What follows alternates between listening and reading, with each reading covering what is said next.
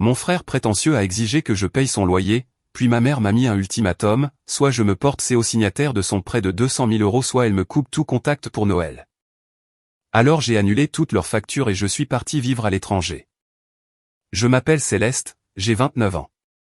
Je mène une vie tranquille et méticuleusement planifiée à Paris, loin de ma région natale lyonnaise, en tant qu'analyste de données senior pour une grande entreprise de la tech. Mon appartement est mon sanctuaire, ma carrière est ma priorité, et mon compte épargne est ma plus grande fierté. C'est une vie que j'ai bâtie de toutes pièces, brique par brique solitaire. Mais juste au moment où je pensais avoir échappé à l'attraction gravitationnelle du chaos de ma famille, un simple SMS a menacé de tout faire s'effondrer.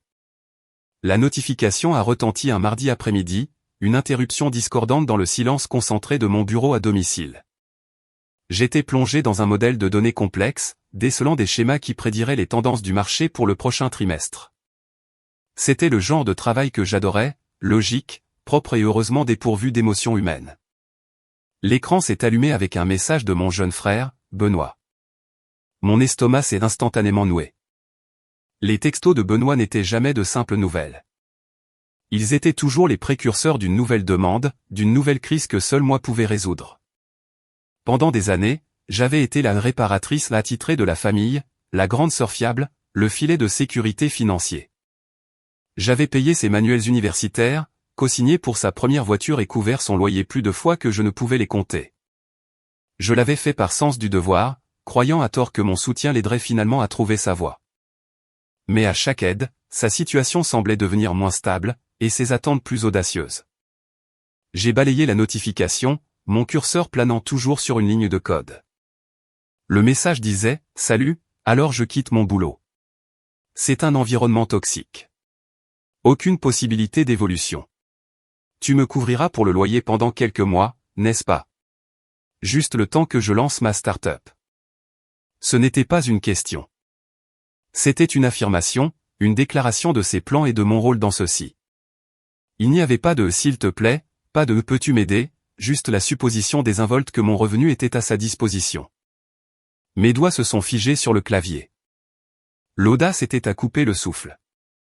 Il avait 25 ans, pas un adolescent en difficulté. Il avait un diplôme, un emploi tout à fait décent dont il s'était plaint dès le premier jour, et une liste de combines pour devenir riche rapidement qui pourrait remplir un roman. Sa dernière passion était une vague start-up technologique qu'il avait imaginée avec ses amis tout aussi peu ambitieux, une entreprise sans business plan, sans financement et sans produit discernable. Et il s'attendait à ce que je finance ce fantasme. Pendant un moment, j'ai juste fixé le message, une lente colère montant dans ma poitrine. Toutes les années de sacrifice, à mettre mes propres rêves en attente pour réparer ces bêtises, ont défilé devant mes yeux. Je me suis souvenu des vacances que j'avais annulées pour payer ses frais de scolarité en retard. De la voiture que j'avais reporté d'acheter pour couvrir sa caution. Des innombrables nuits que j'avais passées à m'inquiéter pour son avenir pendant qu'il faisait la fête. J'avais encouragé cela. Mon sauvetage constant lui avait appris que les actions n'avaient pas de conséquences, que la responsabilité était pour les autres. La banque céleste était toujours ouverte, sans poser de questions. Une vague d'épuisement m'a submergé, si profonde qu'elle ressemblait à un poids physique. J'en avais assez d'être la responsable, celle qui devait toujours être forte, celle qui nettoyait tous les dégâts. J'ai pensé à l'avenir que je construisais méticuleusement pour moi-même, un acompte pour une maison, un voyage au Japon, peut-être même créer ma propre société de conseil un jour. Chaque euro que je lui envoyais était un euro volé à cet avenir. Cette fois, quelque chose devait être différent. Le cycle devait être brisé. Avec une résolution qui me semblait étrangère et terriblement puissante, j'ai tapé une réponse. Mes mains étaient stables, mon esprit clair pour la première fois depuis des années. Non, Benoît, je ne paierai pas ton loyer. Tu es un adulte. Il est temps que tu subviens à tes propres besoins. Paie-le toi-même. J'ai appuyé sur envoyer avant de pouvoir douter de moi-même. La réponse fut presque instantanée. Une série de bulles de texte rapides est apparue à l'écran. T'es sérieuse? C'est juste pour quelques mois. Je n'arrive pas à croire que tu sois si égoïste. Maman va entendre parler de ça. La menace finale était censée être le coup de grâce. Dans notre famille, maman, Chantal, était l'autorité suprême, et sa parole était loi. Benoît savait qu'elle prendrait toujours son parti. Il était son bébé, l'enfant chéri qui ne pouvait rien faire de mal, tandis que j'étais la bête de somme fiable, appréciée pour mon utilité plutôt que par affection. Pendant des années, cette dynamique m'avait maintenu dans le rang, désespéré d'obtenir une miette de l'approbation qu'elle lui prodiguait si généreusement. Mais la menace n'a pas fait effet cette fois. Elle semblait creuse, pathétique. Ma colère avait consumé la peur, laissant derrière elle une clarté froide et dure. J'ai mis mon téléphone en silencieux et suis retourné à mon travail, déterminé à ignorer la tempête inévitable qui se préparait. Plus tard dans la soirée, alors que je faisais des recherches sur des opportunités d'emploi à l'international, un rêve de longue date que j'explorais discrètement depuis des mois, un email a atterri dans ma boîte de réception. Il provenait d'une entreprise concurrente, un acteur majeur sur le marché européen. Ils ouvraient un nouveau pôle d'analyse à Amsterdam et cherchaient un analyste senior pour diriger l'équipe fondatrice. Le salaire était une augmentation significative, les avantages étaient incroyables et cela incluait une prime de relocalisation complète. C'était un rôle de rêve, une opportunité unique dans une vie. C'était aussi une évasion, une porte de sortie, une chance de mettre un océan entre moi et le cycle sans fin des obligations familiales. J'avais passé quelques entretiens avec eux des semaines auparavant, mais je ne m'étais pas vraiment autorisé à croire que c'était une possibilité réelle. Cela semblait trop beau pour être vrai. En lisant l'offre officielle, mon cœur battait la chamade. C'était ça. C'était ma chance de construire une vie qui soit vraiment la mienne, libérée du poids des attentes de ma famille. Sans hésitation, j'ai ouvert le contrat. Les termes étaient parfaits. La date de début était dans 6 semaines. Avec une profonde inspiration, j'ai signé le document numérique et l'ai renvoyé. Une vague d'exaltation et de terreur m'a envahi. Je venais de changer toute ma vie. 1 heure plus tard, mon téléphone a de nouveau vibré. Cette fois, c'était ma mère. Le message était d'une froideur directe. Ne reviens pas pour Noël tant que tu n'auras pas co-signé son prêt professionnel de 200 000 €. Les mots sur l'écran semblaient aspirer l'air de la pièce. Un prêt de 200 000 € pour la start-up inexistante de Benoît. C'était si absurde, si totalement déconnecté de la réalité que j'ai presque ri. Ils ne demandaient plus seulement de l'argent pour le loyer. Ils exigeaient que je m'enchaîne à une montagne de dettes pour le bien du dernier caprice de mon frère. L'ultimatum était clair, mon avenir financier ou l'exil de la famille. Il n'y avait aucune marge de négociation. Pas d'espace pour la discussion. C'était une déclaration de guerre, et j'avais été désigné comme l'ennemi simplement pour avoir dit non. La cruauté désinvolte, la façon dont ma mère brandissait la menace de me bannir pour Noël, une fête qu'elle savait que j'adorais, était un tour de couteau délibéré. Elle connaissait mes points faibles et elle appuyait dessus avec une précision calculée. Mon amour pour la tradition familiale, ma peur profonde d'être seul pendant les fêtes. C'étaient les armes qu'elle utilisait pour me contrôler. Pendant un instant, l'ancienne Céleste a refait surface. Celle qui aurait immédiatement cédé sous la pression. Celle qui aurait appelé en pleurant, suppliant le pardon, promettant de faire tout ce qu'il demandait juste pour maintenir la paix. La culpabilité était un manteau familier, lourd et suffocant. Étais-je égoïste? Était-ce ma responsabilité, en tant que celle qui avait réussi, de les élever? La voix de Chantal résonnait dans ma tête, une litanie de phrases que j'avais entendues toute ma vie. La famille s'entraide. Tu as tellement de chance d'être en position d'aider. N'oublie pas d'où tu viens. Ces phrases, autrefois source de fierté et de motivation, ressemblaient maintenant à des chaînes, me tirant vers le bas dans un gouffre de ressentiment. Mais ensuite, j'ai regardé le contrat de travail signé ouvert sur l'écran de mon ordinateur portable.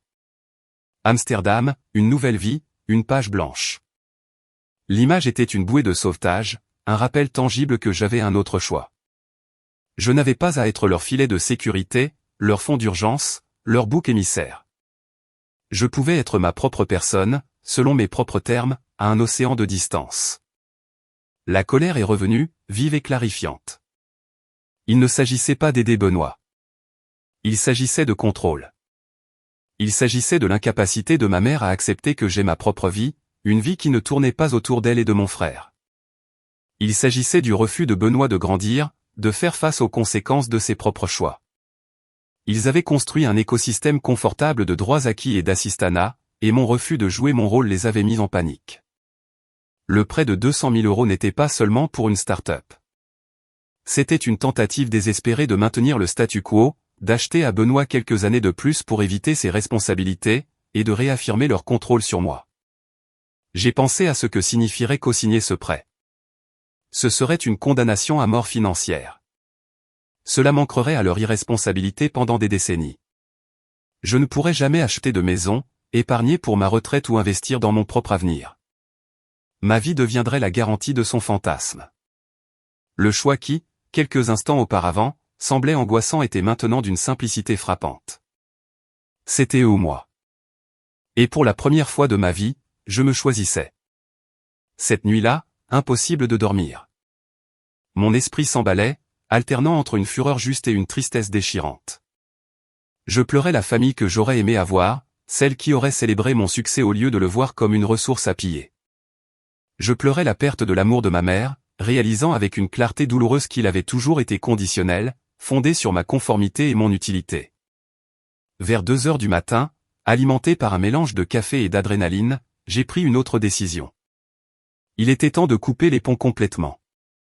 S'ils allaient me traiter comme un distributeur automatique de billets, alors il était temps de fermer le compte définitivement.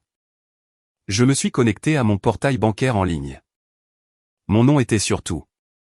L'abonnement téléphonique familial, l'abonnement internet et télé pour la maison de ma mère, les services de streaming qu'ils utilisaient tous, l'assurance auto pour le véhicule que je lui avais acheté il y a 5 ans. J'étais la responsable, celle avec le bon score de crédit.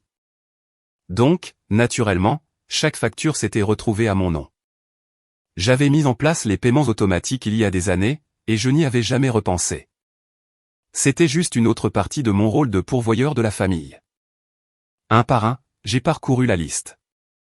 L'abonnement téléphonique résilié, Internet déconnecté, la police d'assurance terminée, les abonnements de streaming, tous supprimés. À chaque clic, je ressentais un étrange sentiment de libération, une légèreté dont je n'avais pas réalisé le manque. C'était un acte mesquin, peut-être, mais c'était aussi un acte profond. C'était une déclaration d'indépendance, une rupture tangible des cordons financiers qui m'avaient lié à eux pendant si longtemps. Je ne disais pas seulement non au prêt. Je démantelais tout le système de dépendance qu'ils avaient construit autour de moi. Je savais que les retombées seraient immenses. Je savais que leur matinée commencerait par une cascade de confusion et de rage alors qu'ils découvriraient que leur monde parfaitement connecté avait été débranché. Je savais que mon téléphone serait un champ de bataille de textos en colère et d'appels manqués. Mais pour la première fois, je m'en fichais. J'en avais fini. Alors que je fermais mon ordinateur portable, les premiers rayons de l'aube pointaient sur la ville. J'ai senti un profond sentiment de paix s'installer en moi. La tempête arrivait, mais je n'avais plus peur. J'étais prête. J'ai débranché mon téléphone et je suis enfin allé me coucher, rêvant de canaux, de rues pavées et d'un avenir qui était entièrement le mien. Je me suis réveillé quelques heures plus tard dans un appartement au silence de mort, un contraste frappant avec le chaos que je savais se dérouler à des kilomètres de là. J'avais délibérément laissé mon téléphone éteint, un petit acte d'autoprotection. J'ai fait du café, je me suis assise près de la fenêtre et j'ai regardé la ville s'éveiller, ressentant un étrange sentiment de détachement, comme si je regardais un film sur la vie de quelqu'un d'autre. Le calme était un baume pour mes nerfs à vif. Il n'y avait pas de vibration frénétique, pas de bannière de notification en colère, pas de cordon ombilical numérique me liant à leur crise fabriquée. Il y avait juste moi, le café et l'aube d'une nouvelle réalité. Je savais que je ne pouvais pas me cacher éternellement.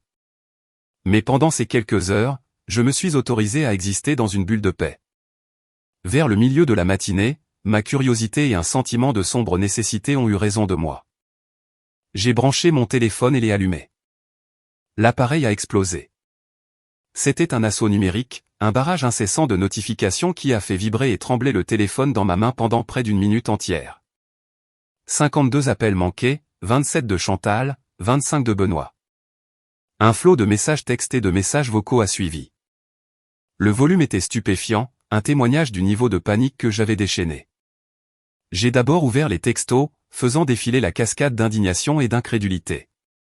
Les messages de Benoît étaient un mélange prévisible de fureur et de victimisation. Mon téléphone est coupé. Putain Céleste? Je peux pas croire que t'aies fait ça. T'essaies de ruiner ma vie. Tu me le dois. Il n'y avait aucune conscience de soi, aucune idée que ses propres exigences avaient déclenché cette réponse. Dans son monde, il était la partie lésée et j'étais la méchante, cruelle et vengeresse. Les textos de Chantal étaient plus manipulateurs, une masterclass en chantage affectif. Ils ont commencé par une inquiétude feinte. « Céleste, ma chérie, ça va ? Internet est en panne. Je ne peux appeler personne. » Puis ils se sont transformés en confusion. « As-tu oublié de payer les factures ? Ça ne te ressemble pas. » Finalement, ils sont descendus dans une rage pure et non diluée. « Comment oses-tu ? Après tout ce que nous avons fait pour toi, tu es une enfant égoïste et ingrate. Tu vas rallumer ces téléphones tout de suite. » Le message final était celui qui mettait vraiment ses cartes sur table. Benoît avait un appel important avec un investisseur ce matin, et il l'a manqué à cause de toi. Tu as saboté l'avenir de ton frère. Tout était là, noir sur blanc. Mon but à ses yeux était de faciliter la vie de Benoît.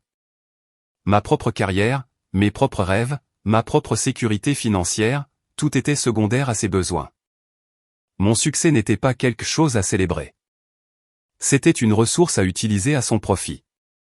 Toute déviation de ce rôle était considérée comme une trahison, un sabotage de l'ordre naturel de la famille. Il y avait un message vocal d'elle que j'ai décidé d'écouter. J'avais besoin de l'entendre pour cimenter ma résolution. Sa voix, habituellement calme et légèrement condescendante, était stridente de fureur. « Céleste, je ne sais pas à quel jeu malsain tu joues, mais ça s'arrête maintenant. Tu vas me rappeler. Tu vas t'excuser auprès de ton frère, et tu vas aller à la banque avec lui cet après-midi pour signer cette demande de prêt. Ce n'est pas une requête.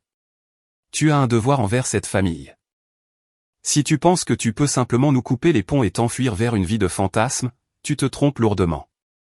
Nous sommes ta famille et tu feras ce qui est juste. » La ligne était tracée. Il n'y avait pas de retour en arrière possible. Ces mots, destinés à m'intimider pour me soumettre, ont eu l'effet inverse. Ils ont solidifié ma décision, effaçant toute trace persistante de doute ou de culpabilité. Il n'y avait pas d'amour dans ce message, seulement une affirmation brute de pouvoir. Elle ne me voyait pas comme une fille. Elle me voyait comme un actif, une possession rebelle qui devait être maîtrisée. Au lieu de les rappeler, j'ai appelé Juliette. C'était ma plus vieille amie, une avocate vive et pragmatique qui avait été témoin des dynamiques toxiques de ma famille pendant des années. J'ai tout expliqué. Le texto de Benoît, l'ultimatum de Chantal, l'offre d'emploi à Amsterdam, les factures annulées. Je lui ai lu les messages, ma voix tremblant d'un mélange de colère et de soulagement. Elle a écouté patiemment, sans interruption. Quand j'ai eu fini, il y a eu une longue pause à l'autre bout du fil. « Bien joué », a-t-elle finalement dit, sa voix ferme et claire. Il était grand temps, Céleste. Je me demandais combien de temps il te faudrait pour enfin le voir. Sa validation était comme une gorgée d'eau fraîche dans un désert. Pendant des années, j'avais remis en question mes propres sentiments, me demandant si j'étais la folle, l'ingrate. L'entendre confirmer que le comportement de ma famille n'était pas normal, que ma réaction était non seulement justifiée, mais attendue depuis longtemps, était incroyablement stimulant. « Alors, quel est le plan ?» a-t-elle demandé. « Légalement, ils ne peuvent rien faire. Les factures étaient à ton nom. Tu as parfaitement le droit de les annuler. Mais ils ne vont pas laisser tomber. Ils vont escalader. Je sais, ai-je dit, en regardant mon appartement, le sanctuaire que j'avais construit. J'accepte le poste. Je déménage à Amsterdam dans 6 semaines. D'accord, a dit Juliette, sa voix passant en mode professionnel. Nous devons nous assurer que tu es protégé. Nous devons démêler tous les liens financiers que tu as avec eux. La voiture que tu lui as achetée, la carte grise est à ton nom ou au sien. Mon sang s'est glacé. Elle est à mon nom. J'allais faire le transfert, mais je n'ai jamais pris le temps. D'accord, a-t-elle répété, calme et posée. C'est bien. Ça nous donne un levier. Quoi d'autre? Es-tu sur des comptes bancaires avec eux? Une propriété, des obligations financières résiduelles? Nous avons passé l'heure suivante à cartographier chaque connexion financière, chaque vulnérabilité potentielle. Il est devenu clair que ma vie était bien plus enchevêtrée avec la leur que je ne l'avais jamais réalisé. Démêler tout cela serait un processus complexe et douloureux, mais à chaque élément que nous ajoutions à la liste, je me sentais plus déterminé. Il ne s'agissait plus seulement de s'échapper à Amsterdam.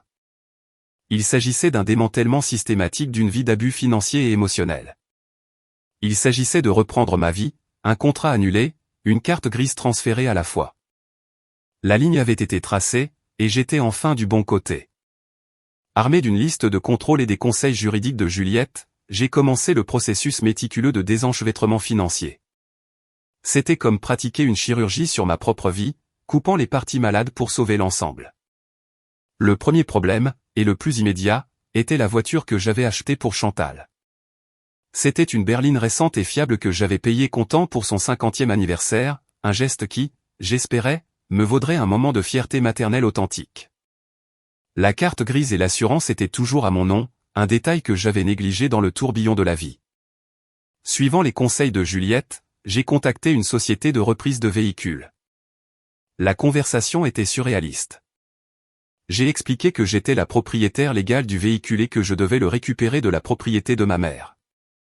L'agent au téléphone était professionnel et détaché, demandant la marque, le modèle, la plaque d'immatriculation et l'adresse. Il n'y avait aucun jugement, juste une récitation calme de la procédure et des frais, que j'ai payé immédiatement avec ma carte de crédit. Ils ont promis d'avoir la voiture dans les 24 heures. En raccrochant le téléphone, j'ai ressenti une pointe de culpabilité, mais elle a été rapidement éclipsée par un sentiment de sombre nécessité. La voiture était un atout majeur, et la laisser en sa possession était un risque que je ne pouvais pas me permettre. C'était aussi une puissante monnaie d'échange.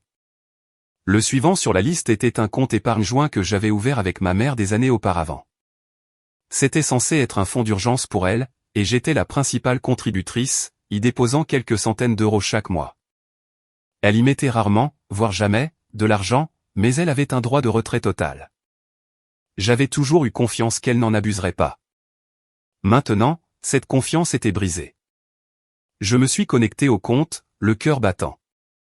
Le solde était plus bas que prévu, beaucoup plus bas. J'ai parcouru l'historique des transactions, un nœud d'angoisse se serrant dans mon estomac. Il y avait des dizaines de retraits, tous effectués par elle au cours de la dernière année. De petites sommes au début, 50 euros par-ci, 100 euros par-là, mais ils étaient devenus plus fréquents et plus importants ces derniers mois. Il y avait des paiements à des grands magasins de luxe, des restaurants chers, et même un prélèvement récurrent pour une box d'abonnement de luxe. La découverte la plus accablante fut une série de gros retraits en espèces totalisant plus de 5 000 euros, tous effectués au cours des 6 derniers mois. La vérité m'a frappé comme un coup physique. Ce n'était pas un fonds d'urgence. C'était sa cagnotte personnelle, un supplément secret à sa retraite, financé par moi. Elle menait un style de vie que je finançais sans le savoir, tout en prétendant avoir un revenu fixe. Et les dates des gros retraits en espèces. Elle correspondait parfaitement aux chronologies des dernières crises de Benoît, la caution pour son nouvel appartement, les réparations d'urgence de sa voiture, le capital de départ pour une précédente entreprise ratée. Ce n'était pas mon argent qui avait directement payé pour ces choses. C'était de l'argent détourné de ce compte, blanchi par notre mère. La tromperie était d'une ampleur et d'une cruauté à couper le souffle. Il m'avait manipulé pendant des années, un effort coordonné d'urgence fabriqué et de gratitude feinte.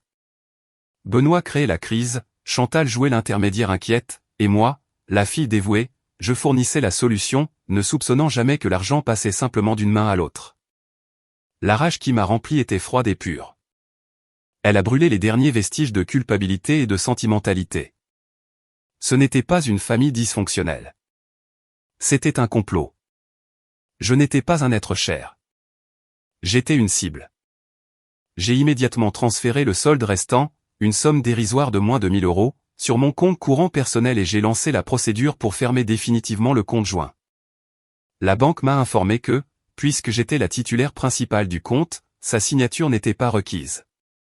Une petite victoire, mais profondément satisfaisante. Pendant que je travaillais, mon téléphone continuait d'être une source de harcèlement constant. Ils avaient clairement compris comment utiliser le Wi-Fi d'un voisin car maintenant mon email et mes comptes de réseaux sociaux étaient également assiégés. Benoît m'a envoyé un long message décousu sur Facebook, une pathétique tentative de me faire culpabiliser. Il parlait de ses rêves, de l'importance de cette start-up pour lui, de comment j'étais la seule à pouvoir la réaliser. Il m'accusait d'être jalouse de son ambition, de vouloir le voir échouer. C'était la complainte d'un narcissique typique, complètement dénué de responsabilité personnelle. Les emails de Chantal étaient encore plus venimeux. Elle m'a traité de voleuse pour avoir pris sa voiture. Elle m'a accusé d'abandonner la famille, de cracher sur mon éducation.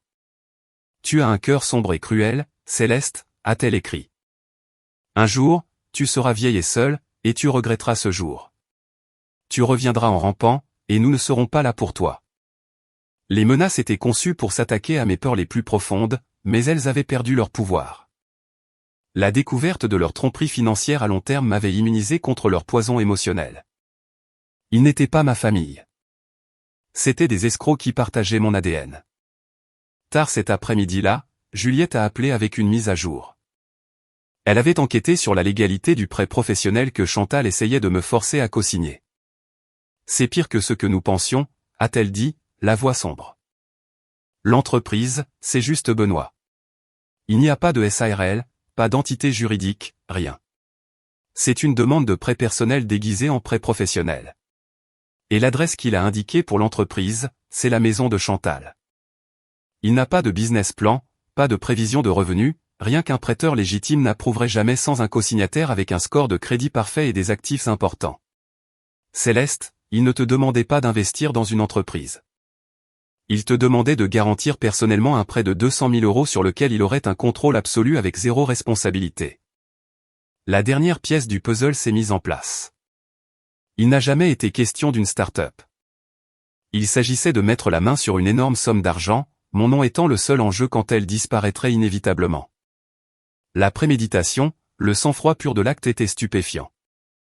Ma fuite à Amsterdam n'était plus seulement un choix de carrière. C'était un acte de survie nécessaire. Les semaines suivantes furent un tourbillon d'activités concentrées. Ma vie était divisée en deux voies distinctes, préparer ma nouvelle vie à Amsterdam et éradiquer systématiquement toute trace de mon ancienne. Au travail, j'étais une employée modèle, terminant mes projets, documentant mes processus et formant mon remplaçant. Mes collègues m'ont organisé une charmante fête d'adieu, pleine de vœux sincères et d'enthousiasme pour mon aventure européenne. C'était une affaire douce amère, un aperçu du type de relation saine et solidaire que je recherchais désormais. Mon amie Maya, qui connaissait toute l'histoire, m'a longuement étreinte à la fin de la soirée. « Tu es la personne la plus courageuse que je connaisse », a-t-elle murmuré, et j'ai failli fondre en larmes. C'était un contraste frappant avec les messages qui continuaient d'affluer de ma famille biologique, qui s'était dégradée en un mélange pathétique d'insultes et de supplications désespérées de dernière minute. À la maison, mon appartement était un paysage de cartons et de rubans adhésifs. Avec chaque objet que je triais ou gardais, donnais, jetais, je sentais que je me débarrassais d'une couche de mon ancien moi. C'était un nettoyage, une purification. Mais le travail le plus important se faisait en ligne et au téléphone, avec Juliette me guidant à chaque étape. La société de reprise avait récupéré la voiture avec succès et discrétion dans l'allée de Chantal au milieu de la nuit. Les retombées furent immédiates et spectaculaires. Chantal avait appelé la police pour la déclarer volée, seulement pour être informée par l'opérateur que le propriétaire légal avait récupéré son bien. Son message vocal suivant était un charabia incohérent de rage et d'humiliation. Je ne l'ai pas écouté en entier. Je l'ai simplement sauvegardé, comme Juliette l'avait conseillé, comme preuve de harcèlement. J'ai emmené la voiture chez un concessionnaire le lendemain et l'ai vendue. Le chèque de banque que j'ai reçu était une somme importante, que j'ai immédiatement déposé sur un nouveau compte épargne à haut rendement dans une banque dont ma famille n'avait jamais entendu parler.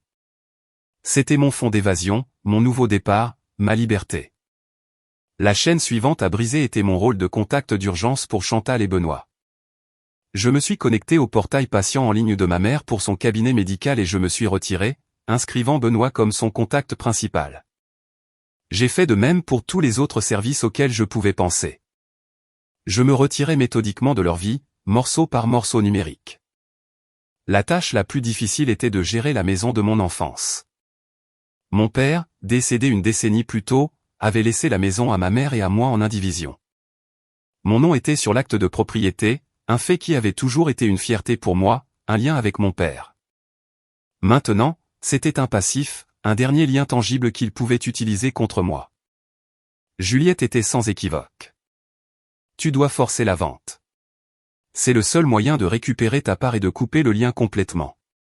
Ça s'appelle une action en partage judiciaire. Nous déposons une requête auprès du tribunal et un juge ordonnera la vente de la maison, les profits étant partagés entre vous. L'idée de forcer ma mère à quitter sa maison était nauséabonde. C'était la maison où j'avais grandi, pleine de souvenirs, bons et mauvais. Cela ressemblait à la trahison ultime, le point de non-retour. J'ai hésité, disant à Juliette que j'avais besoin d'y réfléchir. Ce soir-là, j'ai reçu un email d'une cousine à qui je parlais rarement. C'était une femme douce et gentille qui avait toujours essayé de rester en dehors des drames familiaux. Son message était prudent. « Salut Céleste, j'espère que tu vas bien. Ta mère m'a appelé aujourd'hui. Elle était très contrariée. Elle m'a dit que tu lui avais volé sa voiture et tout son argent et que tu abandonnais la famille. Je ne veux pas prendre parti, mais elle a aussi dit quelque chose que je pense que tu devrais savoir. Elle a dit qu'elle parle à un avocat pour faire retirer ton nom de l'acte de propriété de la maison. Elle a dit que tu ne le mérites pas. » C'était ça. La dernière poussée dont j'avais besoin. Elle ne se contentait pas de me calomnier. Elle complotait activement pour voler mon héritage, mon dernier lien avec mon père. Mon hésitation s'est évaporée, remplacée par une résolution froide et dure. J'ai appelé Juliette le lendemain matin. « Lance la procédure », ai-je dit. « Faisons-le. » Le processus fut rapide. Le cabinet de Juliette a déposé l'action en partage et Chantal a reçu officiellement l'assignation en justice par un huissier. Les papiers légaux étaient une déclaration formelle que les anciennes règles ne s'appliquaient plus. Je ne jouais plus en défense. J'étais en offensive. Sa réponse fut une rafale d'appels et de textos frénétiques. Cette fois avec un nouveau ton d'incrédulité paniquée. « Tu ne peux pas faire ça. C'est ma maison. Ton père aurait honte de toi. » Les messages étaient prévisibles, mais ils avaient une nouvelle pointe de désespoir. Elle perdait le contrôle, et elle le savait. Au milieu de la bataille juridique, j'ai finalisé la logistique de mon déménagement. Mon visa était approuvé, mon vol était réservé et la société de déménagement était programmée. J'ai vendu mes meubles, emballé mes affaires restantes et me suis préparé à quitter le pays. Ma dernière semaine dans la ville fut un tourbillon d'adieux aux amis et de moments calmes de réflexion. Je quittais tout ce que j'avais toujours connu, me dirigeant vers un avenir à la fois terrifiant et exaltant d'incertitude. Mon dernier jour, je suis allé à la banque et j'ai fermé mes anciens comptes, ceux liés à des années de paiement de factures automatiques pour ma famille. Le caissier m'a remis un chèque de banque pour le solde final. En sortant de la banque, mon téléphone a sonné. C'était un numéro inconnu. J'ai failli l'ignorer, mais quelque chose m'a poussé à répondre. C'était Benoît. Sa voix était différente, dépouillée de son arrogance habituelle. Elle était faible, et pour la première fois, il semblait effrayé. « Céleste » a-t-il dit. « Maman m'a parlé de la maison. »« C'est vrai ? Tu vends vraiment la maison ?»« Oui, Benoît » ai-je dit, ma voix stable. « C'est vrai. » Il y eut une longue pause. « Mais où est-ce qu'on va vivre » a-t-il demandé, et la question simple et enfantine a révélé le cœur du problème. Après tout ça, après tout ce qui s'était passé, il ne pouvait toujours pas concevoir un monde où je n'étais pas responsable de lui. Il voyait toujours ma vie, ma maison, mes ressources comme des extensions des siennes. « Ce n'est plus mon problème, Benoît » ai-je dit. Et pour la première fois, j'y croyais vraiment. J'ai raccroché, bloqué son numéro et je suis parti sans me retourner. La dernière chaîne était brisée. J'étais libre. Mon vol pour Amsterdam fut une expérience surréaliste. Alors que l'avion s'élevait au-dessus des nuages, laissant mon ancienne vie derrière moi, j'ai ressenti un profond sentiment de paix. L'anxiété constante qui avait été ma compagne pendant des années avait disparu, remplacée par un doux murmure d'anticipation. Un nouveau travail, une nouvelle ville et une nouvelle vie m'attendaient. La bataille juridique pour la maison était toujours en cours, mais avec Juliette aux commandes, j'ai pu m'en détacher émotionnellement. C'était désormais une transaction commerciale, le dernier élément d'une longue liste de désenchevêtrements. J'ai trouvé un bel appartement dans le quartier du Jordan avec vue sur un canal tranquille. Je me suis lancé à corps perdu dans mon nouveau rôle au travail, aimant les défis, l'environnement collaboratif et le respect que je recevais de mes collègues. Pour la première fois, j'étais jugé sur mes propres mérites, pas sur mon utilité pour les autres. Je me faisais de nouveaux amis, j'explorais une nouvelle culture et, lentement, minutieusement, je construisais une vie qui était entièrement la mienne. Quelques mois après mon déménagement, Juliette a appelé avec une mise à jour. Chantal refuse de coopérer.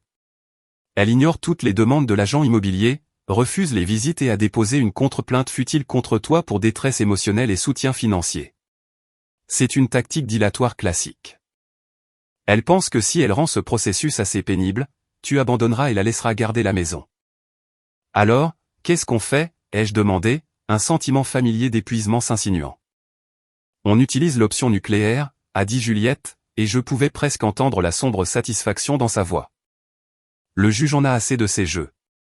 Il a rendu une ordonnance nommant un séquestre. Cela signifie qu'un tiers désigné par le tribunal prendra le contrôle de la propriété. Il aura le pouvoir d'entrer dans la maison, de la préparer pour la vente et de la forcer à se conformer aux visites. Si elle refuse, elle sera expulsée légalement. L'option nucléaire. C'était un nom approprié. Cela signifiait que ma mère, la reine de son château, était sur le point d'être détrônée. Le séquestre ferait changer les serrures, lui donnant un accès limité et supervisé pour récupérer ses effets personnels. Elle n'aurait aucun mot à dire sur le prix de vente, le choix de l'agent ou la vente finale. Le contrôle qu'elle avait exercé sur moi et sur cette maison pendant si longtemps était systématiquement démantelé. Le jour où le séquestre a pris le contrôle fut, selon Juliette, un spectacle. Chantal a apparemment fait une crise de nerfs monumentale sur la pelouse, hurlant sur le fonctionnaire désigné par le tribunal et le serrurier, menaçant de poursuites judiciaires et de châtiments divins. Benoît était là, filmant toute la scène avec son téléphone, probablement pour une future campagne de dénigrement sur les réseaux sociaux, mais leur simagrée était inutile contre le pouvoir froid et impartial d'une ordonnance du tribunal. Les serrures furent changées, un panneau à vendre fut planté dans la pelouse, et d'un coup, son règne était terminé. La maison, qu'elle avait laissée tomber dans un état de délabrement modéré, fut nettoyée, peinte et mise en scène pour la vente par une équipe de professionnels, les coûts étant déduits de sa part future des profits. Elle fut mise sur le marché à un prix compétitif et, grâce au marché immobilier en plein essor, elle reçut plusieurs offres en une semaine. La clôture a eu lieu un mois plus tard. Juliette me représentait, donc je n'ai pas eu à retourner aux États-Unis. Les fonds furent virés directement sur nos comptes respectifs. Ma part, après déduction de tous les frais juridiques et de réparation, était une somme substantielle à 6 chiffres. C'était la fondation financière pour le reste de ma vie, un héritage de mon père que j'avais enfin réussi à récupérer. Le jour où l'argent est arrivé sur mon compte, j'ai ressenti un étrange mélange d'émotions. Il y avait du soulagement, bien sûr, et un profond sentiment de justification, mais il y avait aussi une profonde tristesse. C'était la fin finale et irréversible de ma famille. Il n'y avait pas de retour en arrière possible. Je n'avais pas seulement fermé un chapitre. J'avais brûlé le livre entier. Plus tard cette semaine-là, j'ai reçu un colis par la poste. Il venait de Juliette. À l'intérieur se trouvait une petite boîte contenant quelques objets personnels qu'elle avait récupérés de la maison pour moi. Quelques vieilles photos de moi et de mon père, une petite collection de ses livres préférés, le médaillon qu'il m'avait offert pour mon 16e anniversaire. Il y avait aussi une lettre. Elle était de Chantal. J'ai failli la jeter. Je ne voulais pas lire ces mots, laisser son poison s'infiltrer à nouveau dans ma nouvelle vie, mais la curiosité et peut-être un besoin de clôture finale m'ont poussé à l'ouvrir. La lettre n'était pas ce à quoi je m'attendais. Elle n'était ni en colère ni haineuse. C'était pire. C'était pathétique. C'était une longue plainte apitoyée sur son sort, racontant comment j'avais détruit sa vie. Elle écrivait sur ses difficultés financières, sur le fait qu'elle et Benoît étaient maintenant obligés de vivre dans un petit appartement exigu dans un mauvais quartier. Elle me blâmait pour tout, pour son malheur, pour les échecs de Benoît, pour son avenir sombre et solitaire. Il n'y avait pas un seul mot d'excuse, pas une once d'autoréflexion. Dans le dernier paragraphe, elle a fait une dernière tentative désespérée de manipulation. Je sais que nous avons eu des désaccords, a-t-elle écrit, mais tu es toujours ma fille. Je suis ta mère. Si tu as encore un peu d'amour dans ton cœur, tu nous aideras. Nous avons besoin de toi. S'il te plaît, Céleste, ne nous abandonne pas. J'ai lu la lettre et pour la première fois, je n'ai rien ressenti. Pas de colère, pas de tristesse, pas de culpabilité, juste un vaste espace vide là où mon amour pour elle se trouvait autrefois. Elle n'avait rien appris. Elle me voyait toujours comme une solution à ses problèmes, un outil à utiliser. Sa lettre n'était pas une branche d'olivier. C'était juste une autre facture. J'ai pris la lettre, je suis allé au destructeur de documents de mon bureau et je l'ai fait passer. J'ai regardé ces mots se transformer en bandes de papier dénuées de sens. L'option nucléaire avait été un succès.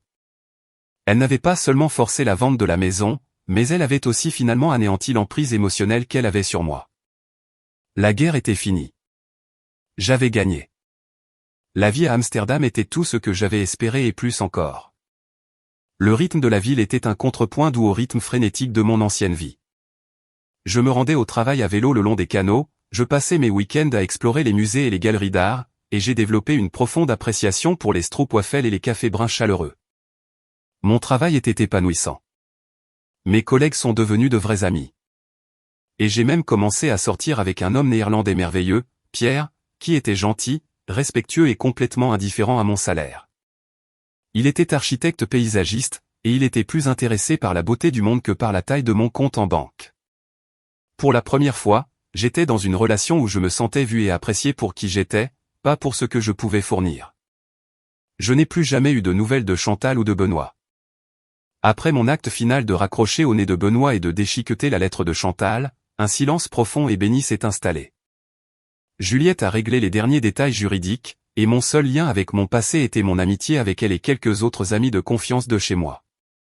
Ils me donnaient occasionnellement des nouvelles, que je recevais avec un sentiment de curiosité détachée, comme si je lisais l'histoire de personnages d'un roman que j'avais fini depuis longtemps. Chantal et Benoît, c'est-il avéré, ne s'en sortaient pas bien sans leur filet de sécurité financier. Ils avaient dû quitter la maison et emménager dans un petit appartement. L'afflux soudain d'argent de la vente de la maison fut, comme on pouvait s'y attendre, mal géré et rapidement dilapidé. La start-up de Benoît ne s'est jamais matérialisée. Le prêt de 200 000 € qu'il désirait si ardemment était, comme Juliette l'avait soupçonné, une fiction. Il n'avait pas d'investisseur, pas de produit et pas de plan. Il avait dilapidé sa part de l'argent de la maison en un an avec une voiture tape à accent grave-l'œil, des gadgets coûteux et une série d'investissements mal avisés en crypto-monnaie. Il enchaînait maintenant les petits boulots de la gig economy, se plaignant constamment de l'injustice du monde. Chantal, sans le coussin financier que j'avais toujours fourni, a dû prendre un emploi à temps partiel comme caissière dans une supérette locale pour joindre les deux bouts. Selon ma cousine, c'était une femme amère et pleine de ressentiment, se plaignant constamment à quiconque voulait bien l'écouter de sa fille ingrate qu'il avait abandonnée. Le récit qu'elle tissait était celui d'une victimisation tragique, une histoire dans laquelle elle était la mère qui souffrait depuis longtemps et j'étais la méchante froide et sans cœur. Quelques personnes, des parents éloignés qui ne connaissaient pas toute l'histoire, ont cru à son compte et m'ont envoyé des messages moralisateurs sur les réseaux sociaux, m'exhortant à pardonner et à oublier. Je les ai bloqués sans une seconde pensée. La vérité, c'est que je leur avais pardonné, non pas pour eux, mais pour moi. Je leur avais pardonné d'être les personnes qu'ils étaient, d'être incapables de l'amour et du soutien que j'avais si désespérément désiré. Le pardon pour moi n'était pas une question de réconciliation. C'était une question d'acceptation. C'était laisser aller l'espoir qu'il changerait un jour. C'était libérer la colère et le ressentiment qui avaient empoisonné ma vie pendant si longtemps. Un soir, environ 2 ans après mon déménagement, je dînais avec mon petit ami, Pierre. Nous parlions de nos familles et je me suis retrouvé à lui raconter toute l'histoire. J'ai tout déballé. Les droits acquis, la manipulation, la tromperie financière, l'ultimatum, l'évasion. Je lui ai tout dit, sans rien retenir. Il a écouté, ses yeux pleins d'une empathie profonde et inébranlable. Quand j'ai eu fini, il a tendu la main sur la table et a pris la mienne. « Tu es la personne la plus forte que j'ai jamais rencontrée », a-t-il dit, la voix chargée d'émotion. « Tu n'as pas seulement changé ta vie, tu l'as sauvée. » Et à ce moment-là, j'ai su qu'il avait raison. Je ne m'étais pas simplement enfui d'une mauvaise situation. J'avais mené une mission de sauvetage. J'avais sauvé la jeune femme qui se noyait dans la culpabilité et l'obligation. Celle à qui on avait appris que sa valeur se mesurait à sa volonté de s'immoler par le feu pour garder les autres au chaud. La vie que j'ai maintenant est une vie que je n'aurais jamais pu imaginer il y a quelques années à peine. C'est une vie remplie d'amour, de respect et de connexion authentique. C'est une vie paisible, stable et sûre. C'est une vie qui est la mienne. Parfois, je pense à cette dernière lettre pathétique de ma mère. Je pense à sa dernière supplication. Ne nous abandonne pas. Et je réalise que je ne les ai pas abandonnés. Ils m'ont abandonné il y a longtemps. Ils ont abandonné le rôle de mère et de frère, choisissant plutôt d'être des profiteurs et des manipulateurs. Je n'ai pas coupé les liens familiaux. J'ai simplement arrêté de les maintenir ensemble toutes seules. J'ai lâché la corde et toute la structure pourrie s'est effondrée. Et des décombres, je suis parti, libre et entière, vers la lumière d'un nouveau jour.